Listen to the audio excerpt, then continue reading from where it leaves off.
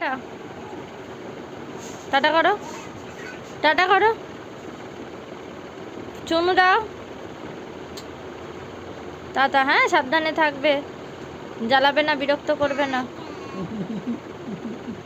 একটু হেসে দাও। টাটা। হ্যালো বন্ধুরা, বর্ষার কথায় তোমাদের সবাইকে স্বাগত। আজকে একটা নতুন ভিডিও নিয়ে তোমাদের সাথে চলে এসেছি। দেখো, বাসে করে সকাল 8:30টার সময় আমি মুখ চোখ ঢাকা দিয়ে চলে যাচ্ছি।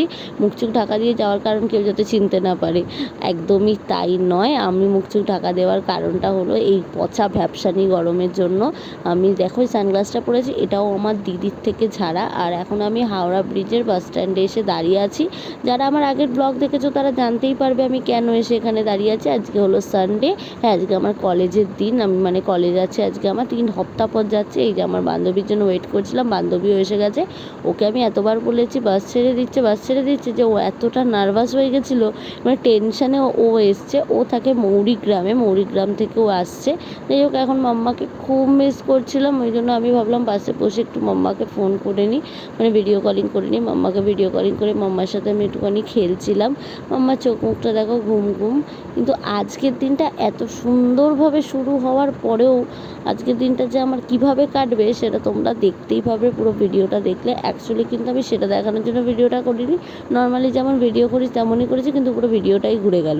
যাই হোক, এখন আমরা বাস থেকে নেমে কলেজের গেটের সামনে এসে দাঁড়িয়ে পড়েছি। এখন আমরা কলেজের একটু ফটো ভিডিও তুলছি, কিন্তু আমাদের সিকিউরিটি গার্ড ঢুকতে দেয়নি, টাইম হয়নি বলে। আর সঙ্গীতা এই দিন প্রথম, মানে আমার বান্ধবীর নাম সঙ্গীতা প্রথম কলেজের ক্লাস করতে এলো।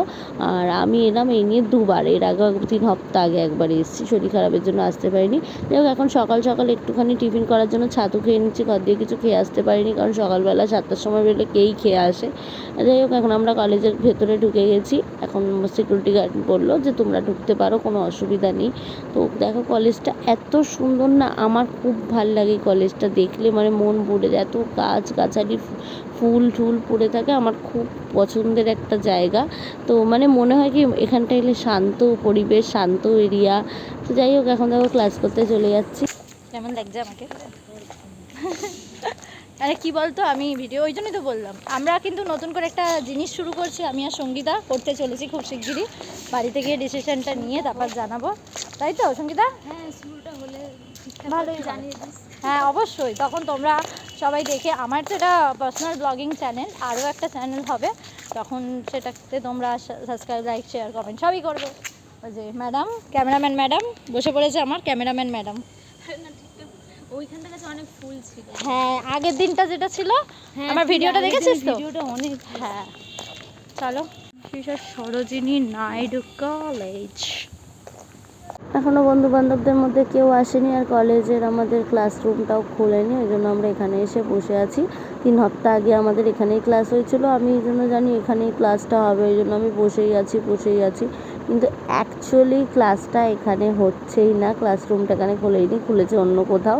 আমি যেহেতু 3টে উইক আসিনি, ওই জন্য আমি তো জানি না। আমরা দুজন মিলে বসে বসে এখানে ইয়ার্কি মারছি, বলছে আমার গর্জিয়াস লাগছে এই ঘামের মধ্যে, দেখ। সবাই আসতে বলে দিল, এক্ষুনি ক্লাস খুলবে বলেই গেল একজন এসে।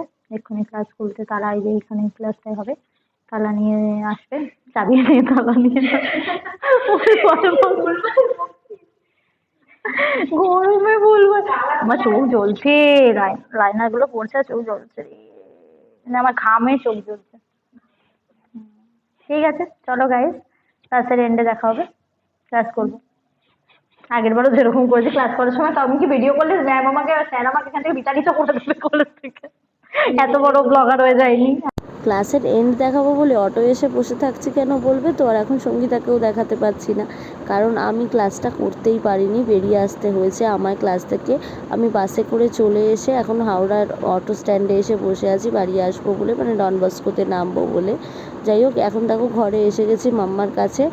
আমার মেয়ে আজকে প্রচণ্ড পরিমাণে কাঁদছিল, তো আমি ক্লাসের সময় দিদি আমায় ফোন করে বললো যে মাম্মা খুব কাঁদছে, মাম্মা থাকতে পারছে না, ওকে রাখা যাচ্ছে না, তুই কি আসতে পারবি? তাই আমি আর কোনো দিক না ভেবে সোজা বাসে করে একদম হাওড়া থেকে একদম বাড়ি চলে এসেছি। হাওড়ার বাসের ভিডিওগুলো আমি আর নিতে পারিনি, কারণ খুব টেনশন হচ্ছিলো, তাই জন্য ওর জন্য আসার সময় ব্যাট বলগুলো নিয়ে এসেছি।